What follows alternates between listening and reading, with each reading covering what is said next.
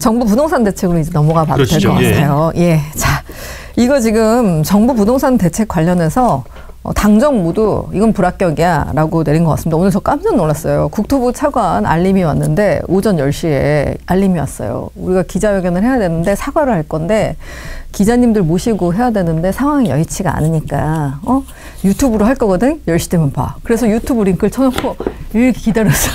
근데 하얀 창이 뜨고 조금 있다 한 남성분께서 나와서 말씀을 하시더라고요. 정말 당황스럽지 않았어요? 저 이런 거 처음 봤어요. 그러니까요. 이 진짜 국토부 안내 사과문 발표 접속 링크를 알려드립니다. 일정상 부득이하게 생중계로 하게 되었으니 기자단 모시고 발표하지 못한 것도 양해 부탁드립니다. 기자단은 항상 대기하고 있는데 기자단은 그러니까요. 질의응답도 못 받겠다는 거거든요. 얼마나 급하게 저걸 했을까 한번 보시겠습니다. 고위공직자로서 국민 여러분의 마음에 상처를 드린 점 진심으로 사과드립니다. 내 집 마련의 꿈을 안고 열심히 생활하시는 국민 여러분의 입장을 충분히 헤아리지 못했습니다. 진심으로 사과드립니다.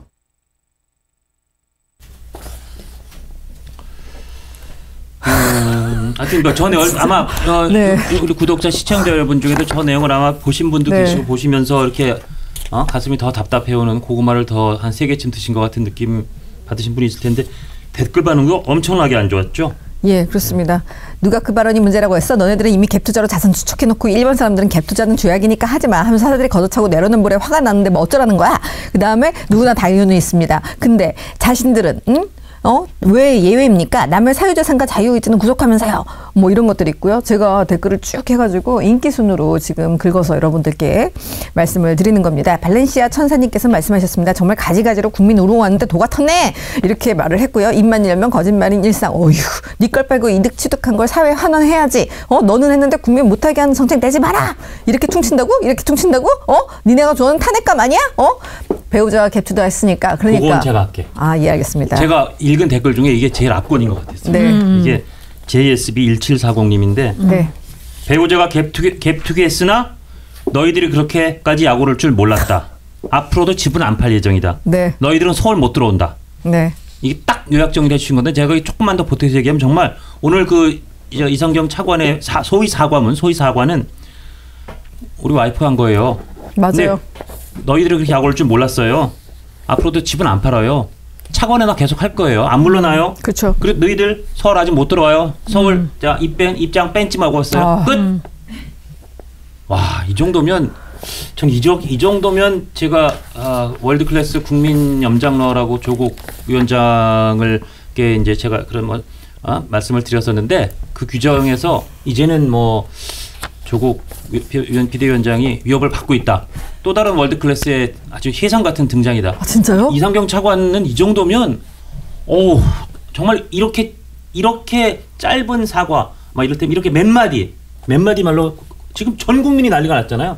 정변 가슴에 불을 지르고 불을 활활 타오르게 하는 능력이 이 정도면 뭐 아마 이제 이런 상태로 가면 이 차관은 직을 내려놔야 될지도 몰라요. 안 내려놓는 거예요. 아니 지금은 그렇죠. 그렇죠. 네. 지금은 그렇지만 벌써 국회의원들 중에 내려놓으라고 막 아우성을 치잖아요. 네. 왜냐하면 민심이 지금 예사롭지가 않다라는 걸 알고 있는 데다가 또 사과한다 그러고 더 염장을 질렀잖아요. 네. 그러니까 이게 그냥 한 번 지르는 거하고 사과한다고 지르는 거는 이게 또 다른 거거든요. 그래서 월드 클래스예요. 그런데다가 금감원장 같은 경우는 집이 2채인데 실거주한다고 그래놓고 한 채 정리하겠다 그래놓고 자식들 줄게 너무 진솔해요. 너무 진솔한데 자식들한테 증여한다는 거는 돈이 있다는 소리거든요. 네. 그러니까 그러면은 사인으로 증여하되 네. 직은 내려놔야죠. 근데 집도 갖고 직도 갖겠다 그러니까 그것도 뭐 을을 위한 눈물을 흘리는 국민의 눈물을 어루만져주는 민주당 정권 아니에요. 그렇게 해놓고 이런 식의 그 부동산 정책과 또 이런 태도를 속도를 보이니까 완전히 지금 하늘을 찌르는 수준이고요. 이상경 차관 같은 경우는 국토부 차관인데 국토부에서 그 관료로서 부동산 정책을 해온 사람이 아니에요. 예. 그렇죠. 학자 출신이고 대통령의 측근이고 대장동 평가를 아주 긍정적으로 네. 했던 인물인데요.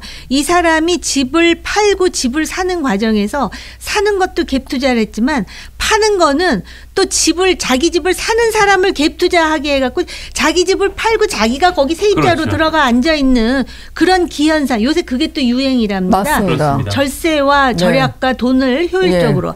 그러니까 아주 갖은 방법을 차라리 이런 사람들은 예. 어떻게 하면은 돈을 최대로 안 쓰면서 실용적으로 갭 투자를 해서 부동산 투기를 할 수 있는지 강연을 하는 게 맞아요. 맞아요. 여기 차관으로 앉아 있으면 안 저는 되지. 너무 화가 나는 게 이분이 돈이 없어가지고 부양해야 될 가족도 많고 뭐 노모도 있고 뭐 노친도 있고 해가지고 돈을 좀 많이 벌어야 된다 뭐 이런 거라면 모르겠는데 예금만 29억 원 가까이 있었대요. 이 갭 투자를 이렇게 난리를 하고 있을 때도. 그러니까 갭을 끌어안고 더 비싸게 누군가에게 팔려고 다음 매수자한테 팔려고 했는데 자신의 예금을 하나도 활용하지 않은 거예요. 지금 방금 저희한테 네. 슈퍼챗 쏴주신 분도 같은 취지 얘기를 해주십니다.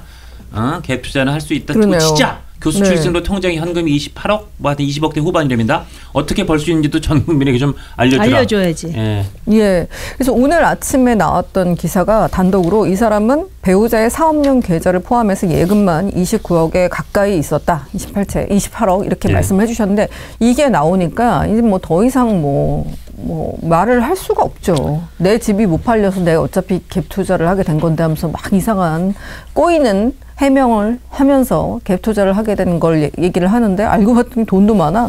이러면 더 이상 할 말이 없죠. 그래서 오늘 어디 마치 끌려 나오는 사람처럼 저렇게 조명도 없이 하얀 벽 앞에 서서 이상한 유튜브 링크를 통해서 사과를 했는데 우리 배우자가 그렇게 했네. 우리 배우자 왜 부인을 팔죠 저렇게?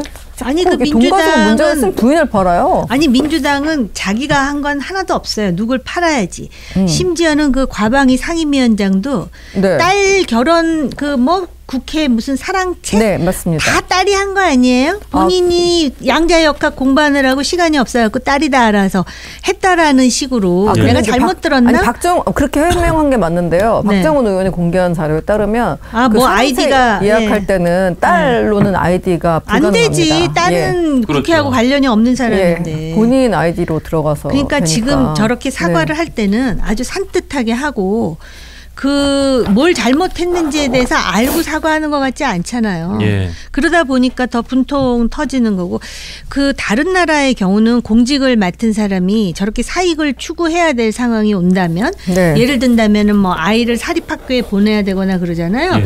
그러면 그 자기 직책을 내려놔요. 왜냐하면 이 공직이라는 것에 가지는 엄중한 가치를 그렇죠. 인식하면서 하는 예. 거예요. 그렇기 때문에 이 부동산 정책을 저런 식으로 할 거면은 예. 자기네들 거부터 내려놨어야 맞는 거예요.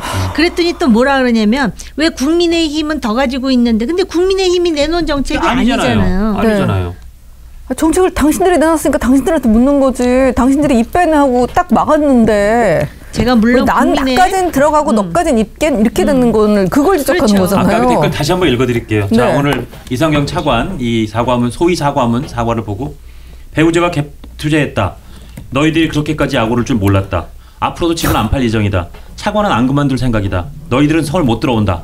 요렇게 JSB 1740님이 요약해 주셨습니다. 여기 차관은 안 그만둔다는 제가 얹은 얘기인데 딱 요렇게 요약되는 거를 이 소위 사과를 들은 국민들 마음이 어떨지는 바로 지금 제 말씀을 들으신 여러분 신경과 비슷할 거라고 생각합니다.